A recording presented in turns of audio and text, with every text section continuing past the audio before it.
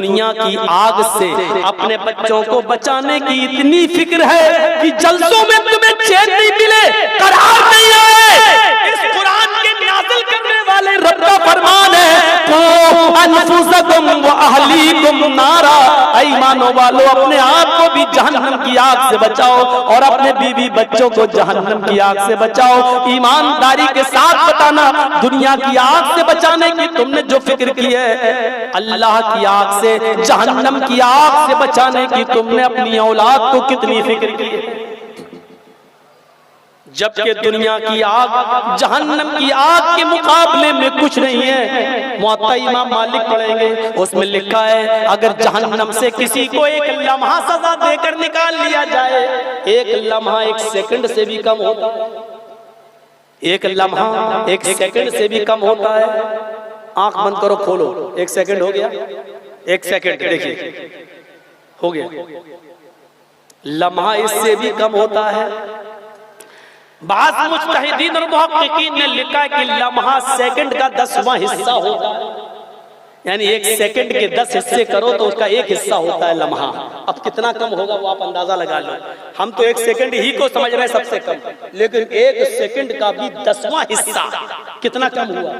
इतनी देर के लिए जहन्नम में किसी को डालकर निकाल लिया जाए, इतनी देर में, ये अल्लाह के नबी ने फरमाया, मुअत्ता इमाम मालिक की हदीस है, अल्लाह के नबी फरमाते हैं इतनी देर के लिए, यानी एक लम्हे के लिए, सिर्फ एक सेकंड के भी 10वां हिस्सा करके उस एक लम्हे के लिए जहन्नम में डालकर अगर किसी को निकाल लिया जाए और उसको दुनिया की आग में लिटा दिया जाए, तो दुनिया की आग में वो आराम से सो जाएगा, उसको नींद आ जाएगी और उसको पता नहीं चलेगा।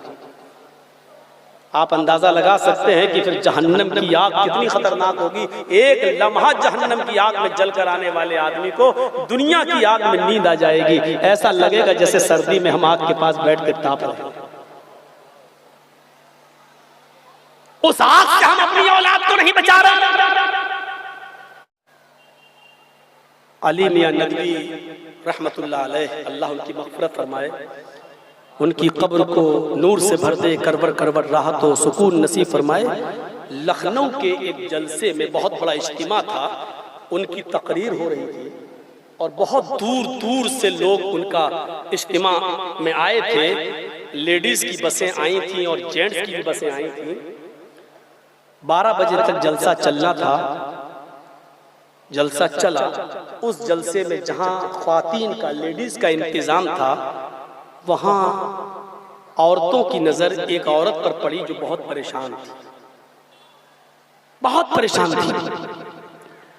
तो किसी औरत ने उससे पूछा, बहन तुम इतनी परेशान क्यों हो, तुम्हें कोई बीमारी है, तबीयत खराब है, क्या बात है? उसने कहा नहीं, मुझे सिर्फ ये बताओ कि ये जलसा कब खत्म होगा। कहा कि 12 बजे तक हो जाएगा, 10-5 मिनट आगे पीछे हो जाता है, कोई बात नहीं, लेकिन खत्म हो जाएगा। वो बार बार पूछती, घड़ी में टाइम क्या हुआ, वक्त क्या हुआ। फिर औरतों ने पूछा आखिर बात क्या है, परेशान क्यों? तो उस औरत ने एक अजीब बात बताई। उसने कहा मेरी बहनों, मैं आई तो थी जलसा सुनने, लेकिन इस वक्त मुझे किसी आलिम की तकरीर पसंद नहीं आ रही है, क्योंकि मैं अपने 2 साल के 2.5 साल के बच्चे को अपने बिस्तर पर छोड़कर आई हूं। मेरी सास यानी उस बच्चे की दादी उसके साथ लेटी है। का फिर क्यों घबरा रही है? का घबरा इसलिए रही हूं कि अभी मुझे याद आया है कि कभी कभी लाइट चली जाती थी तो मैं माचिस से मोमबत्ती जला लिया करती थी और मोमबत्ती उसी बिस्तर के ऊपर रखी हुई है, उसी बेड पर, और वो मैच बॉक्स, वो माचिस मेरे तकिए के नीचे रखी हुई है। मेरा चैन, मेरा सुकून इसलिए चला गया है कि मैं ये डर रही हूँ कि रात के अंधेरे में कहीं मेरा बच्चा तकिए के नीचे हाथ डालकर वो मैच बॉक्स ना उठा ले, उसमें से तीली ना निकाल ले, जला न ले, और जलती हुई वो तीली कहीं बेड पे न गिर जाए और उससे बिस्तर न जल जाए और उस बिस्तर से कहीं मेरा बेटा और मेरी सास जलकर राख न हो जाएं और वो आग कहीं मेरे पूरे घर को न जला दे। उन औरतों ने कहा बहन तुम्हारा लड़का 2 साल का है और दादी उसकी उसके पास सो रही है, घबराओ नहीं, बच्चा 2 साल का है, तुम्हें चिंता करने की फिक्र की जरूरत नहीं है। चलो तुम गौर से सुनो तकरीर। उसने कहा तुम ठीक कह रही हो। जिसकी माँ, बच्चे की माँ, वो कहती है तुम ठीक ही कह रही हो, और ऐसा तुम इसलिए कह रही हो क्योंकि वो तुम्हारा बच्चा नहीं है। मैं जो डर रही हूँ वो इसलिए डर रही हूँ क्योंकि वो बच्चा मेरा है और मुझे अपने बच्चे की आदत मालूम है। जलसा रात में चला 12 बजे, 12:10 पर खत्म हुआ। लोग अपनी अपनी बसों से जाने लगे। वो औरत भी जल्दी से अपनी बस में सवार हो गई जिससे आई थी। ड्राइवर से कहती है ड्राइवर जरा जल्दी चलाओ बस को। औरतों ने भी गुजारिश की और इसकी बस को पहले निकाल दिया गया।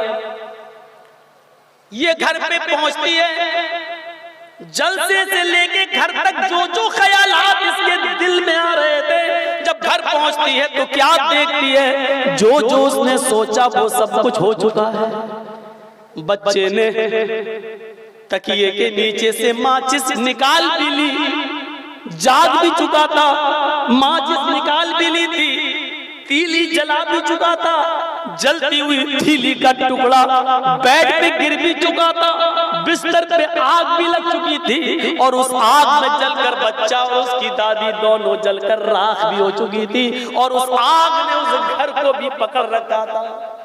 ये सारा मंजर हो चुका था।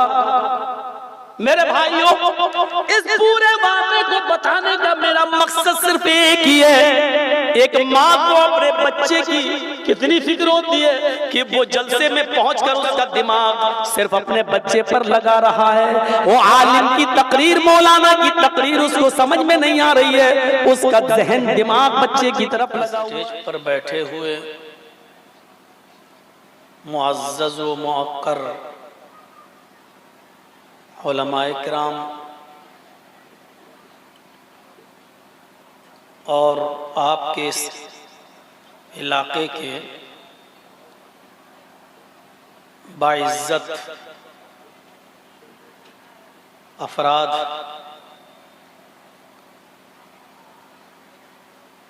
और जनकापुर और उसके अतराफ व अकनाफ से तशरीफ़ लाए हुए मुअज़्ज़ज़ सामईन हज़रात और बिलखुसूस हमारे दोस्त जनाब जाकिर भाई, जिन्होंने बार बार फ़ोन करके जब तक टाइम हमसे ले नहीं लिया तब तक शांत नहीं बैठे। पर्दा नशीन इस्लामी ख्वातीन, माँ और बहनों, एक लंबे अरसे के बाद मैं यहाँ आपके बीच में आया हूँ। गालिबन 2016 में आया था और शायद उसके बाद अब यहाँ आ रहा हूँ। मुझे सही से अभी इसकी जानकारी नहीं है कि इससे पहले मैं कब आया था।